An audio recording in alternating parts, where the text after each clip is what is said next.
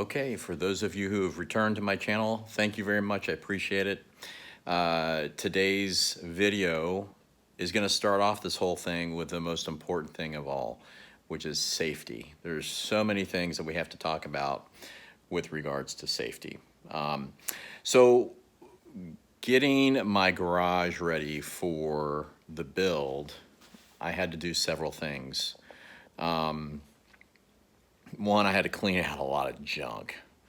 You don't want a lot of junk hanging around, and it's going to still look pretty messy, but there is some, there's method to the madness here. A little quick sweep. Got bikes, aircraft frame, tables, tool chests, and parts, and some other stuff, you know, water heater, air conditioning. I can't handle that. I can't manage to move those things, but you know, there's some storage over here, and then other tools and stuff along the other wall. It is a little tight in here, but I always have a path created for this. So the first thing I want to show you with safety items is my PPE drawer. So let me flip the phone around. All right, so I have a dedicated drawer here for PPE. I've got various things like gloves, some lights. These are booties. They bought them in bulk for painting and stuff. Headlamp, hearing protection, just a multitude of different goggles that I've collected over the years. In cleaning out my garage, I found a ton of them. So vinyl gloves, hearing protection. I had to buy my son a different mask. It's got the organic compound filters on it, but it's just a slightly smaller mask. I've got the same one. I use the same thing. So that's when we start using, you know, different chemicals. Some tarp stuff, again, more glasses, more goggles, just a plethora of different things, more gloves. So that's this drawer. And that's all organized. And if I need something, I just, you know, pop over there and grab something. The next thing I did, which I thought was fairly smart, I actually put up fire extinguishers in strategic locations. So there's one, there's garage doors, and then the other one is over there on the wall next to that door. But I wanted a third one, and I couldn't decide where to put it. So I've got this rolling cart, and I knew I would be pulling it around every once in a while, so I bought one of these fire extinguishers. You know, just really quick. Pop the cap and spray and go, you know. So that was the critical thing there, I think. I needed that kind of protection because not only was I going to be in the room, my kids were, or my son and I. So again, we look at different things. Here's my mask right here, and I've got some varied types of gloves. And when we're working with chemicals, you have to be very careful. You just don't know what they're going to do. I've put on display a number of things here, and each one has its own little unique thing. Denatured alcohol.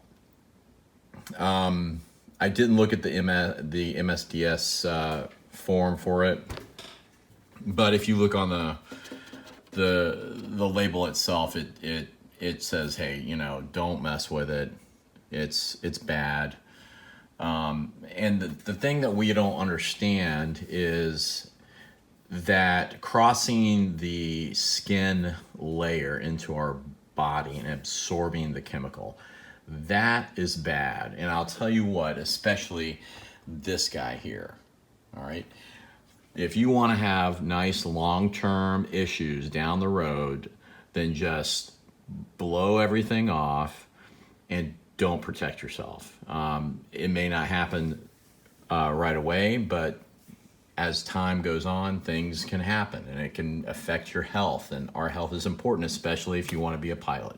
Polyfibers, materials, the poly brush, are thinned with MEK. I believe, don't quote me on this, I believe the poly brush, kind of the base material is MEK. So what happens, you shake it, I guess, and you get it all mixed up. You apply the poly brush, and the MEK evaporates really quick, and that's how it dries.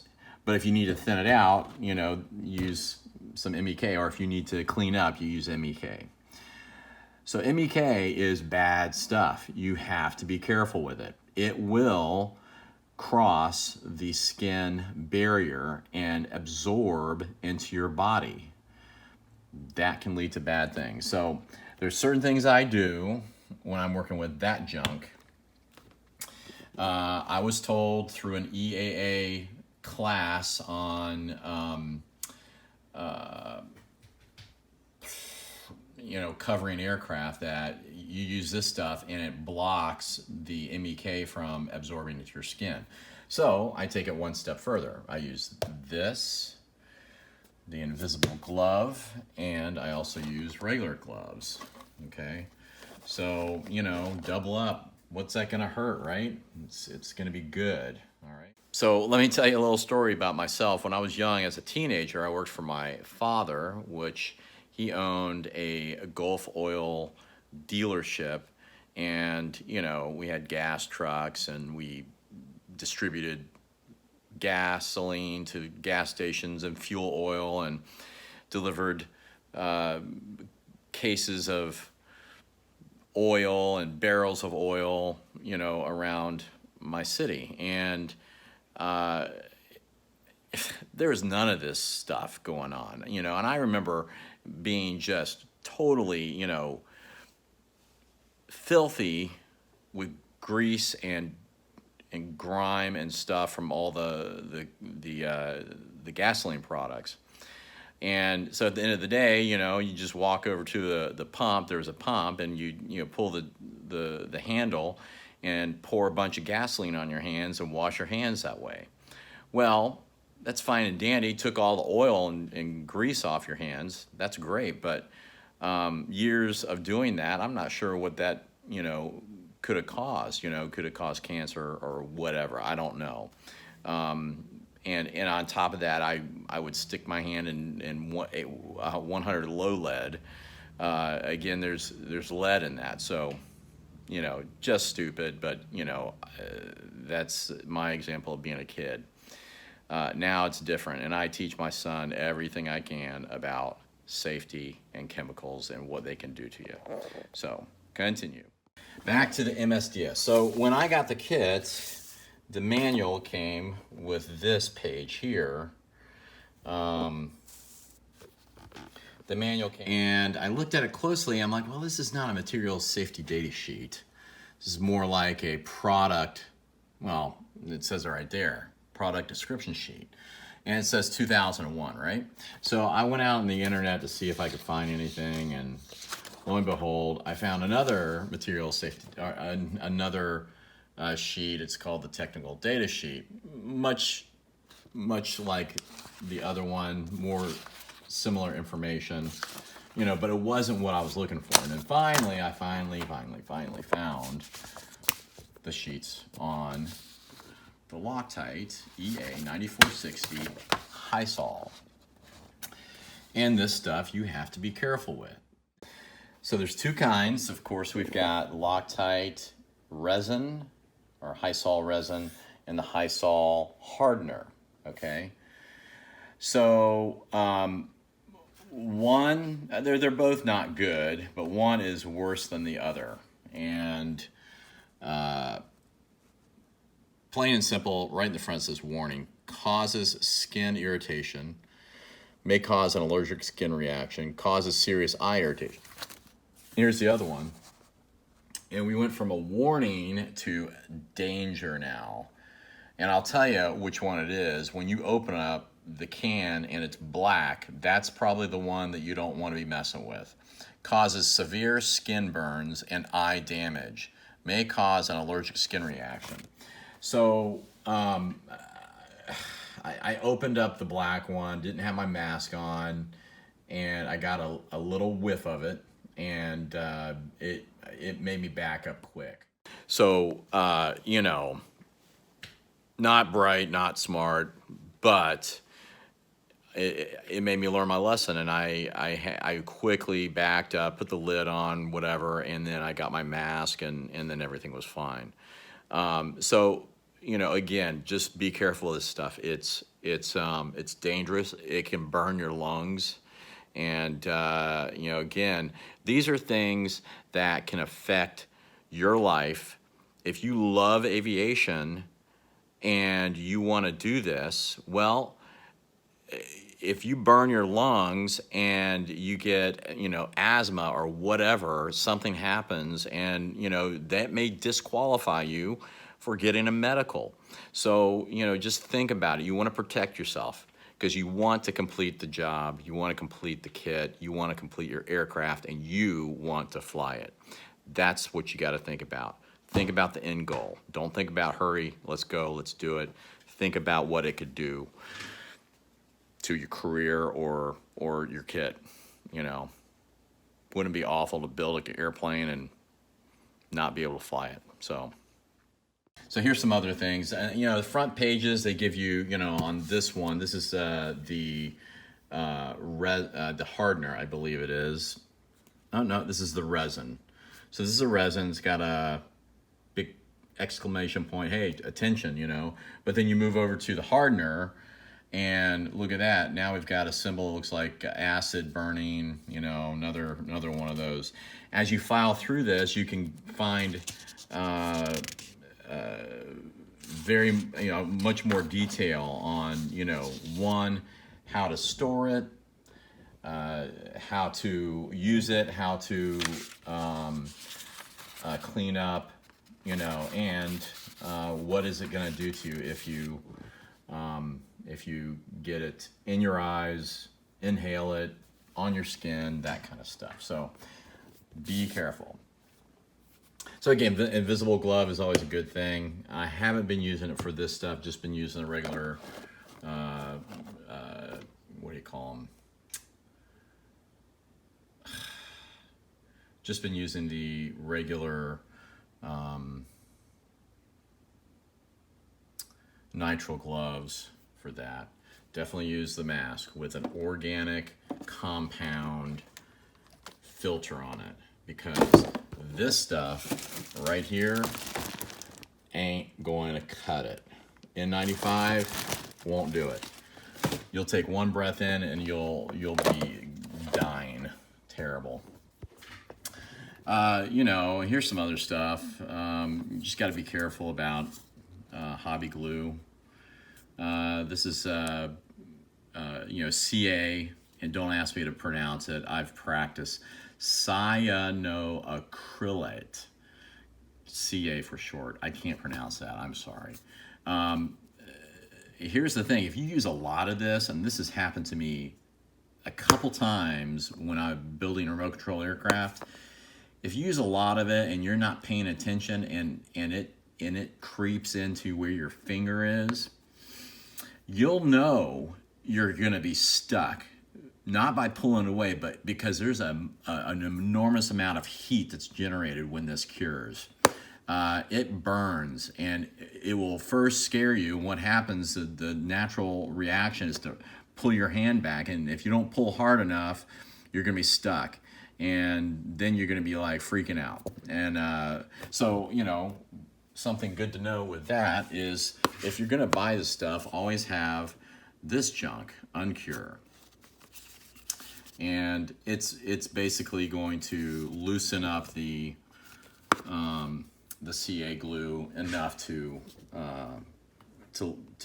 pull your fingers off and stuff. And it can also be used to get it, you know, off your fingers if you did get some on. The Kit Fox manual also talks about this junk accelerator, and it's wonderful.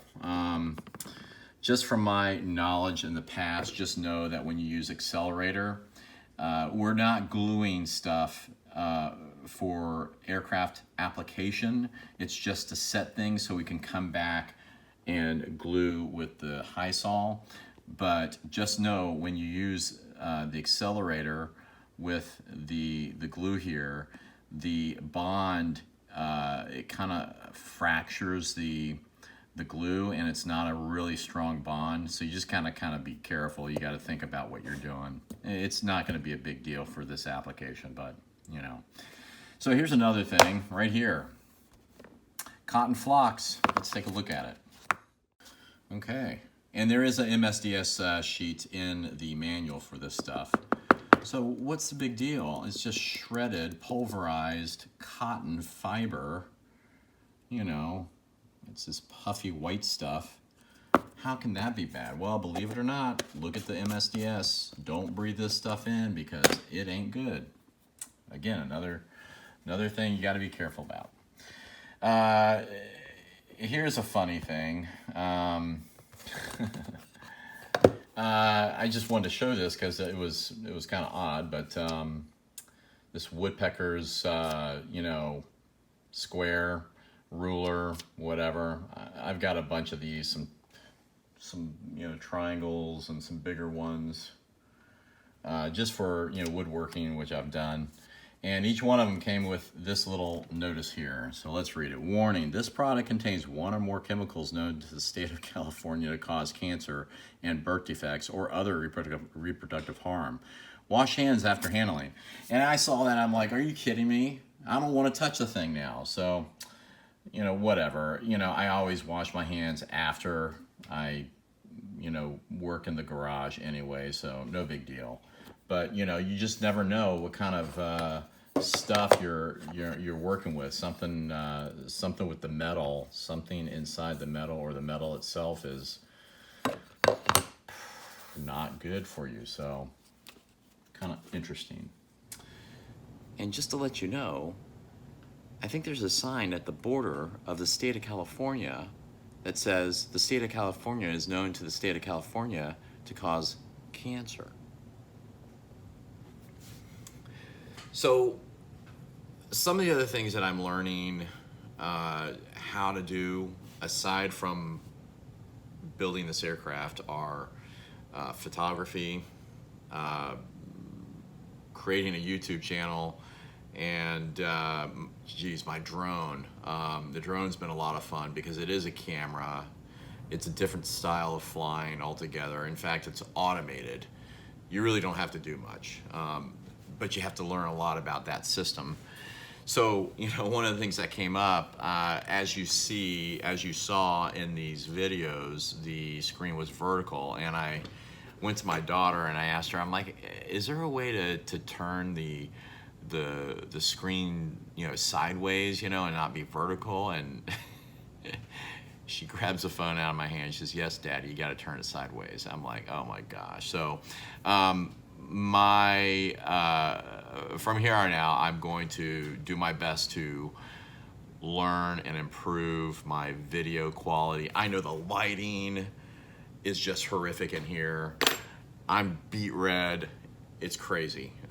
So there's all these other factors. How to video, how to properly light, and also mount the cameras and stuff. It's never ending, but it's cool because I'm learning and I'm getting to figure out this stuff, and I'm having a fun time. So yeah, that's just about it. So we'll close this one. The safety file is done. We'll probably revisit some things down the road as we come across, and if I see anything that's significant, I'll probably add it regarding to safety. Safety is always important. I just want everybody to be safe out there. Don't rush. Take the steps and learn. The next thing we're going to do is I'm going to show you what I did to practice using the high saw. It was about a 3-step process, 3 trial and error sessions, I guess, if you will, and I finally felt comfortable enough to use it, and I have glued a rib to the horizontal stabilizer. But that's a little bit ahead of us ourselves. There's some other things we need to look at too. So we're going to do, I think next episode is going to be showing you the reaming of the holes on the horizontal stabilizer, and also prepping and getting the ribs and stuff ready for the horizontal stabilizer, as well as messing with the high saw. So again, thank you for watching my channel. Please subscribe. Please like it or not like it. Make some comments. Tell me what you want me to improve on. I can't get better unless you tell me what you don't like about the videos. But again, thanks for your input and thanks for your help, and we'll see you next time. Take care.